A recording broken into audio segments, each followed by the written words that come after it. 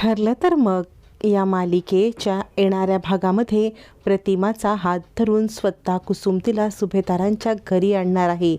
कारण ज्या वेळेला कुसुम मधुभाऊंच्या सोबत सायलीच्या घरी आली असता एका वेगळ्या सत्याचा उलगडा होत प्रियाच्या जबरदस्त कारस्थानाचा कुसुमला पत्ता लागत कुसुम आता प्रियाची जबरदस्त कारस्थानं फोडण्यासाठी सायलीला न्याय मिळवून देण्यासाठी स्वतः प्रतिमाला हाताला धरून आता मात्र सुभेदारांच्या घरामध्ये घेऊन येणार आहे.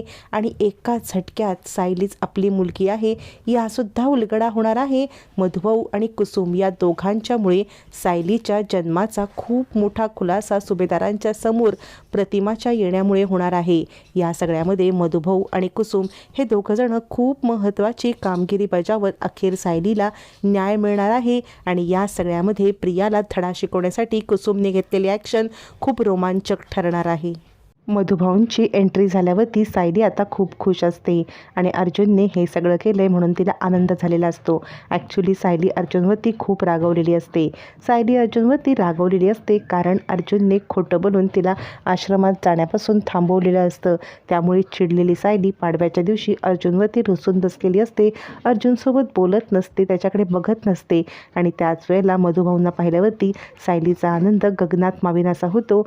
अर्जुन म्हणतो, मिसेस सायली, आवडलं का तुमचं पाडव्याचं गिफ्ट? मग सायलीला किती आभार मानू आणि किती नको असं होतं. आणि सायली म्हणते, खरंच सर, मी तुमची किती आभार मानू आणि किती नको असं मला झालं आहे. आज मला पहिल्यांदा दिवाळीला कोणीतरी इतकं स्पेशल गिफ्ट दिलं आहे. हे गिफ्ट माझ्यासाठी अमूल्य आहे. तुम्ही माझी दिवाळी खूप आनंदात घालवलीत सर. मी तुमचे यासाठी कितीही आभार मानले तरीसुद्धा कमी आहेत. अर्जुन आता सायलीचे हात धरतो. सायलीला अर्जुनला सायलीच्या प्रेमाची त्या क्षणी जाणीव झालेली असते. मधुभाऊ दोघांचं हे प्रेम पाहतात आणि म्हणतात, साऊबाळा, खरंच देवाच्या कृपेने तुला इतका चांगला नवरा मिळालाय. या नवऱ्याला त्याच्या घरच्यांना तू कधी कधी दुखवू नकोस. आता इकडे पूर्णाई कधी नाही ती सुद्धा सुडावलेली असते आणि आता ती सुद्धा मधुभाऊंचं स्वागत करते. आणि आता कल्पना सांगते, पूर्णाई, आपण लक्ष्मीच्या पावलांनी आलेल्या आपल्या सुनेचं छानपैकी स्वागत करूया. आता मात्र इकडे अस्मिता आणि प्रियाचा जळफळाट होत असतो. अस्मिता म्हणत असते, प्रिया, अगं मला एक गोष्ट कळत नाही आहे की हे मधुभाऊ फक्त त्या सायलीलाच का प्रेम करतात, तुझ्यावरती का नाही? आता पूर्णाजीला संशय येईल ना कदाचित. यावरती आता मात्र प्रिया सांगत असते, त्या सायलीला सवयच आहे पुढे पुढे.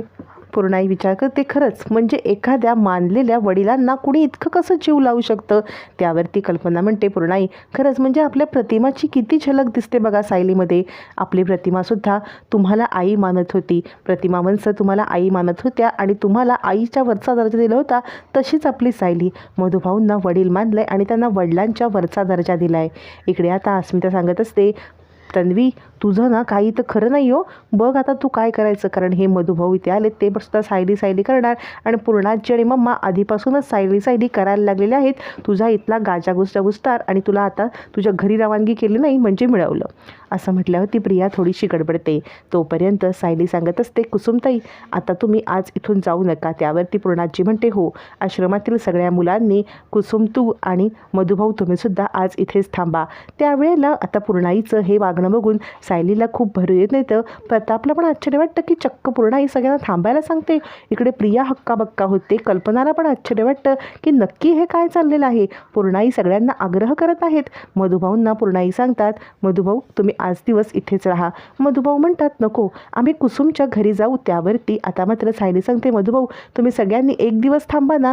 आता या सगळ्या गडबडीमध्ये कुसुम सायलीला सांगते, अगं सायली, पण या सगळ्यामध्ये माझ्या घरी असलेल्या कविताताई आहेत ना, त्यांना एकट्यांना सोडून मी कसं येऊ? अगं त्या एकट्याच घरी आहेत, आम्ही सगळे जातो ना. यावरती सायली सांगते, कुसुमताई, तू एक काम कर ना की त्यांनासुद्धा इकडे घेऊन ये. कुसुम म्हणते, अगं पण आत्ता मी आणायला जाणार, त्यांना घेऊन येणार. यावरती मधुभाऊ म्हणतात, कुसुम, जा ना, एक दिवस लेकीचा आनंद बघूया ना, एक दिवस साऊच्या इथे राहू आणि मग आपण तुझ्याकडे जाऊ. असं म्हटल्यावरती सगळेजण कुसुमला आग्रह करतात. पूर्णाजी म्हणते, जा कुसुम, त्या कोण तुझ्याकडे आहेत, कविताताई, त्यांना घेऊन ये. असं आता पूर्णाई म्हटल्यावर ती सगळ्यांना दुसरा धक्का बसतो. एकतर आश्रमातील मुलांचा राग करणारी पूर्णाई, आश्रमातील मुलांना कुसुमचा राग करणाऱ्या कुसुमला आणि मधुभाऊंना चक्क आपल्या घरी राहायला सांगते. सगळ्यांना धक्का बसतो. सायलीला मात्र आनंद होतो. चांगुलपणावरचा सायलीचा विश्वास अतूट असतो. पूर्णाई पूर्णाईने ते सिद्ध करून दाखवलेलं असतं आणि नियती आता पूर्णाईला या सगळ्याचं फळसुद्धा देणार असतात. आता सायली सांगते, पूर्णाई खरंच तुम्ही माझ्या माणसांना एक दिवस इथे थांबायला सांगितलं, मी तुमची आभारी आहे. यावरती पूर्णाई म्हणतात, यात मी आभार मानायचे काहीच नाही. अगं तुझ्या माहेरच्या माणसं आणि आपण मिळून दिवाळी साजरी करूया. आता सायलीला खूप आनंद होतो. ती कुसुमताईला सांगते, कुसुमताई जा ना, कविताताईंना तू घेऊन ये. मग तोपर्यंत मधुभाऊंना सायली आता आपलं सगळं घर दाखवते. इकडे प्रियाचा जळफळाट होतो. मधुभाऊ आणि प्रिया ज्या वेळेला आमने सामने येतात, मधुभाऊ प्रियाकडे एक रागाचा कटाक्ष टाकतात आणि मधुभाऊ प्रियाकडे रागाने बघतात. हे सगळं आता प्रताप पूर्णाई पाहत असते आणि मधुभाऊ इतका राग का बरं करतात हे कुणालाच काही कळत नसतं. सायली मात्र मनोभावे पूजा करते आणि पूर्णाई आणि मधुभाऊ सगळ्यांचा आशीर्वाद घेते. इकडे अस्मिता सांगत असते, तन्वी मला वाटते तू इथून निघ, कारण मधुभाऊ मला असं वाटतंय तुझं काहीतरी इथं भांडं फोडतील आणि तू घाबरल्यासारखी वाटतेस. इकडे प्रिया म्हणते, मी नाही कोणाला घाबरत, तू गप्प बस. आता प्रिया तिथेच थांबलेली असते. कुसुम तोपर्यंत घरी गेलेली असते कविताला आणण्यासाठी. आता मात्र कुसुमची एंट्री होते. त्यावेळेला सायली सांगते, कुसुमताई अगं तुझ्यासोबत कविताताई कुठे आहेत? सगळेजण कुसुमला विचारतात. पूर्णाई म्हणते, तू आणायला गेली होतीस ना? यावरती कुसुम सांगते, त्या बाहेर आहेत. आणि बाहेर आता प्रतिमाची एंट्री झालेली असते. प्रतिमा पुन्हा एकदा त्याच घरी येते आणि त्या दिवशी पण मी इथेच आले होते हा विचार करत ते इकडे तिकडे पाहायला लागते. तिला पुन्हा आई आई अशी हाक ऐकू येते. प्रतिमा घाबरते, ती इकडे तिकडे पळायला लागते. सायलीला ती आवाज ऐकू येतो, काहीतरी बाहेर आवाज येतोय म्हणून सायली बाहेर येते आणि आता सायली आणि प्रतिमाची नजरानजर होते. प्रतिमाला पाहताच घरातली सगळीच मंडळी आश्चर्यचकित होतात आणि कुसुमच्या सोबत कविता नाही तर प्रतिमा आहे हे सत्य सगळ्यांच्या समोर येतं. सायली आता प्रतिमा आत्या म्हणून आता बाहेर पडते आणि सगळेजण सायलीच्या मागोमाग प्रतिमाला पाहायला. इतकी सगळी माणसं पाहिल्यावर ती प्रतिमा थोडीशी घाबरते आणि तिकडून पळून जाण्यासाठी निघते. मग कुसुम तिच्या हाताला धरते आणि कविताताई हे माझ्या बहिणीचं घर आहे, तुम्ही आतमध्ये या असं म्हणत सन्मानाने आत आणते. आता मात्र प्रतिमाचा हात धरून कुसुम तिला सुभेदारांच्या घरी आणत आहे. आता प्रतिमा घरात आल्यावरती सायलीला आपल्या मुलीला प्रतिमा ओळखणारसुद्धा आहे. यासाठी मालिकेमध्ये काहीतरी चमत्कारिक घटना घडणार आहेत. पण प्रतिमाला घरात पाहता सुभेदारांना धक्का बसतो. कुसुमसोबत इतके दिवस राहणारी कविता म्हणजे ही प्रतिमा आहे आणि त्या प्रतिमाची ही काय अवस्था, म्हणजे प्रतिमाचा रुबाब, सगळी लया गेलेली असते. प्रतिमाचा चेहरा भाजलेला असतो, अवस्था बिकट असते. हे पाहून पूर्णाचीला धक्का बसतो, तिची वाचा गेलेली असते. आता या सगळ्यामध्ये तिच्यासोबत काय झालं, 20 वर्षासोबत कसे भयानक प्रसंग घडले हे सगळं तिला काहीच आठवत नसतं आणि बोलताही येत नसतं.